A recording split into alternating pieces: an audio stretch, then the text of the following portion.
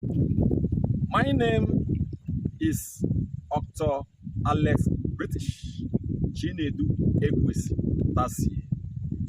I am a native of Ishobo Ancient Kingdom in Ekeh, River State of Nigeria, West Africa. I am a writer and also a prominent Ekeh historian. I am at the Ahia Ekeh Waterfront, situated in a village called Obodo Village in Ishobo Ancient Kingdom. This particular waterfront is synonymous with economic activity. This waterfront used to be a thriving trading post in Ekeh and in southern Nigeria. This river you're seeing here is called the Ahia Ekeh River. From this way, when you go this way, you connect to the Sombrebo River around Yorashi and the others. From this way, you now get to Joba River down to Ekeh, which is today called Ekeh. And down further that way, you connect to the Opopo waters, the Bonny waters. This particular waterfront, during its time, was synonymous with trading activity. It was really a thriving environment where the people of Ekeh land, especially the people of Ekeh North, from Iguta down to Omarelu, down to Ndele, Romoji, Emokwa, and others, Omagwa, Iba, and so many others, had business dealings with their coastal neighbors called the Kalabari. And the people call them this way Eleriko, and down Ekeh South, Mbom people. So many Ekeh traders trooped to this waterfront to buy and sell. Initially, they had business dealings with the Mbom people, as I have said. The people of Kalabari, like the Buguma people, the Abonima people, and others, came to this waterfront to sell their salt, to sell their fish. And Ekeh people came to this waterfront to sell to the Mbom people, the Kalabari people, their economic crops like yam, potatoes, cocoyams, cassava, and others. And they also sold plenty of bushmeat to them. You know that the coastal people do not have plenty of, fallow lands as we have in this area. And Ekeh people do not have as much water as they also have down there. So these two neighbors sold their wares to each other, and they related very cordially during that time. After that period came the slave trade era. In the early 19th century, say in the 1820s, 1830s,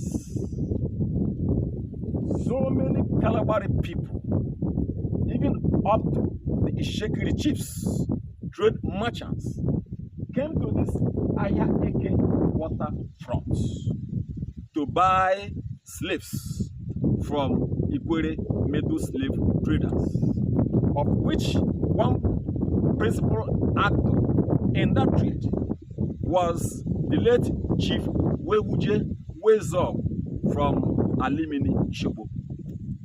late Chief Wezo used to have a mini market where he quartered his slaves. So he used to bring his slaves.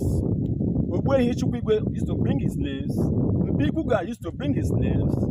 And Amadi Enwenya used to bring his slaves. Wamadi of Obodo used to bring his slaves. And they sold to the Kalabari people. Ikwere slave traders, as called middle people in that business, never had direct dealings with the Europeans, but interfaced with the Kalabari people and the Ishikiri people. So here was very, very famous for slave trade business. When they quartered their slaves here, they would take them straight to Igwenga slave trade, down that way, and some would take them to the Bonny terminals. So this area you see here, show that area where you see that purple and all that, used to be a place where slaves were quartered at that time. So many of them fetched from the Igbo hinterland. They quartered them there, and the Kalabari and the Shekri people would come to this area to buy slaves from them, from the middle slave traders, at that time. So around here was a place where the late King Jaja of Obodo was sold. This point you see here was where he stayed before the late Chief Ori from Ndeli, who was a middleman in that business, bought him from the late Wezo and resold to the Amapepo family in Gramboni. So all this area was a beehive of economic activities. There was strong buying and selling. Slaves were so many, and many of them that were not sold came back to integrate into the Ikwere and the Shopo communities. After the slave trade business came the oil trade. The oil trade was also a very strong business in Ikwere land. So many Ikwere big chiefs keyed into that business, involved in the oil trade. They bought plenty of oil produced in the hinterland and sold directly now to the white people. So many of them made money. People like Ikere Nwazibike, Amade Chong, and others made money from that business of oil, business. After the oil trade came the timber trade. The timber or the wood trade came later, and that was at the ending period of the 19th century, around the 1860, 1870, 1880s. And there was plenty of economic activities in that regard. Some big chiefs, like late Chief Marcus Ekeh Tasie from Ahia, Ishobo, was a very principal actor in that business. And other big chiefs keyed into that business. He made his money in the year of 1911. He built his first story building. In 1922-24, he built another one. And before then, people like Wadu Kenketa had built their houses 1900, 1902, 1903. And when they became of people, so many of them became involved in that business of timber. So here was really a thriving economic post where so many economic activities took place. It was also from this river that the first set of Europeans that entered Ikwere land came through here. They came and they watered around this area, this shore here. When they betted, they came to Ishobo, hearing that Ishobo was really a big community kingdom in the past. When they came, so attracted by the fame and the military prowess of the Ishobo people. When they came, there was a famous hunter called Abraham Onhaka from Obodo, who first saw the white people when they came, and he went straight to report to the king of Ishobo that people who looked like leprosy people without toes had come to this area, accompanied by the strong military people of Ishokpo.